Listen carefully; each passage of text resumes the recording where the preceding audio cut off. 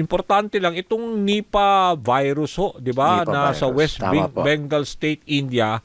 Ito ho ba may panganib ho kasi medyo may mahigpit na raw na pagbabantay diyan sa mga paliparan sa Asia dahil nga diyan sa outbreak ng Nipah virus.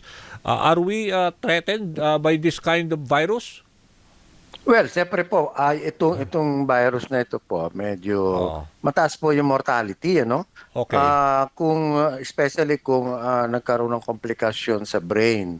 Kasi minsan nagkakaroon tayo na tinatawag na encephalitis at meningitis. At mataas po yung mortality pag gano'n, 40 to 70%. Kaya Okay. po, as much as possible, kailangan maiwasan po natin yan. Opo. Ano ho ba ang mga ano ho ba nagti-trigger nitong Nipah virus at saka ano ho mga symptoms na mararamdaman kasi para doon sa mga nakikinig pero pinakikita natin yung mga sa mga nanonood pero yung mga nakikinig ano ho ba ang mga symptoms at saka paano ho ba yan nati-trigger nagkokos?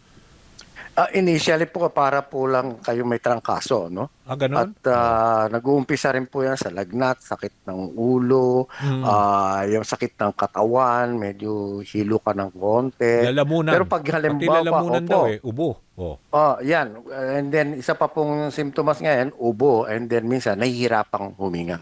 Yun. Opo. Pero Ngayon, pag medyo mas malala po, doon pumapasok po yung minsan nagsisisure, nagkukumbulsyon. ganun Opo. ba? Oo, posible. Opo. And ano yan? Any age bracket ba? May particular age Yes. bracket ba yan? O senior lang ang tatamaan yan? O mga bata? Paano? Lahat po yan. But then, siyempre, yung pong mga vulnerable pong population, especially yung may underlying na mga karamdaman, yan po ay mas delikado. Ano po, kasi mas droplet infection po kasi ito Mabilis din to makakawa. Opo. Pero ano ho ba ang nagtitrigger niyan? Kasi ito mga common symptoms mo niyan, mga sipon, ubo. How do you know that it's Nipah virus? Ano ba ang nagkakos niyan? Ma- Oh. Siyempre, mahirap po yung i-detect. Basta simptomas po pareho. But then, halimbawa, itong inyong lagnat hindi bumababa. Tuloy-tuloy yung lagnat. At Okay. saka yung ibang symptoms po nandyan. Then, nagkakaroon po ay ng high degree of suspicion. Sinasabi natin. And then, sasabihin na sa inyo, okay, lalo't meron pong lumalabas na ganyan. Siyempre, ang the best yan, i-isolate muna kagad kayo at obserbahan kung anong simptomas pa niyo. Opo. Pero normally, yung mga lagnat at saka yung mga ganyan, yung mga common symptoms na to, how do you know na meron ka na, kunwari, kung 4 na araw, 5 araw, ganun pa rin ang mga nararamdaman mo, yung lagnat, yung ulo mo masakit, yung pananakit ng lalamunan, how do you know that this is the time I have to be checked up by a doctor? Yun po, kasi yun nga, lahat pong mga viruses, ganun ang simptomas, nag-umpisa sa halimbawa, Lagnat, di ba? Yung lagnat, mga, ganyan, opo. Pag yung lagnat po natin ay medyo hindi na bumababa, normally po yan, 2 to 3 or 4 days, medyo malakas sa katawan natin, nalalabanan natin yan 'Di ba? Nawawala yung ibang symptoms basta magpahinga tayo, uminom tayo para sa lagnat. Pero kung in spite of do sa mga iniinom natin, ganun pa rin, mataas ang lagnat, continuous, and then ang symptoms nyo ay lalong lumalala sa tingin nyo, kailangan na po tayong magkonsulta. Opo. pero saan ho ba natin nakukuha itong Nipah virus? Ano ho ba to sa klima ng panahon? How do you, kasi sa dami ng related na ganyan mga Opo. sakit. Oo. Ang tawag po niya zonic But ibig sabihin po, nanggaling yan sa, normally po yan, galing dun sa bat na tinatawag paniki. Paniki. Merong certain Cause na paniki na nagdadala talaga ng virus na yan.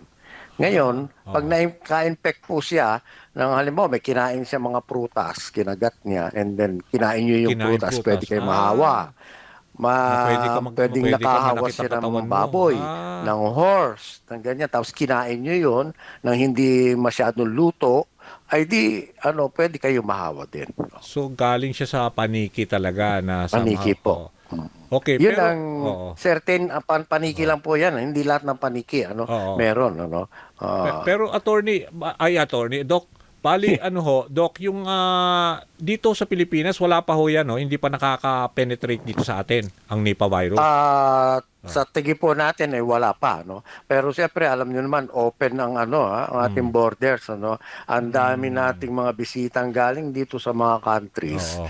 na Asia pa naman, specifically prevalent halimbawa Asia. India, Thailand, yung magkakatabing countries Oo. na yan Oo. na nagpupunta sa atin, ano. Kaya kailangan po talagang matinding pag-iingat natin para maiwasan yan. Opo. Okay, and then alam ko meron daw 2014 meron daw yatang positive case ng Nipah virus sa Pilipinas. Tama ba ang ating Dati po research yan, dito? I think dun Oo. sa, sabi nila Sultan Kudarat yan. Okay. Pero Oh. naayos naman po yan, nakalusot yan noong time na yon. At ngayon na lang po ulit. Hopefully wala namang makapasok sa atin. Opo. Pero just in case lang makapasok nga whatever, is this something na nakaka-alarm ba? Deadly ho ba to? Oo. Yeah, sabi ko nga sa iyo, 40 to 70% ang mortality niyan, ano? 70? Pagka medyo, Huwag pagka napabayaan ang o tinamaan na hindi po mo. ay, ang brain, ang nagkaroon tayo ng encephalitis, malaki po ang, ang mortality diyan. Kaya, I see. pagka yung matitibay ang katawan siguro, malakas ang katawan, Okay. mabilis naman sigurong, makarecover, ano? Pero Sige. pag yung mga ibang underlying diseases, delikado po. Ayun. O sige, sana ho hindi makapasok sa ating bansa. Maraming salamat ho, Doc, sa inyong oras. Sige po. Oo. Opo. Okay, Thank yan you. yan ho si Dr. Jose Rene De Grano, siya ho ang presidente ng Private Hospitals Association of the Philippines or PHAPI.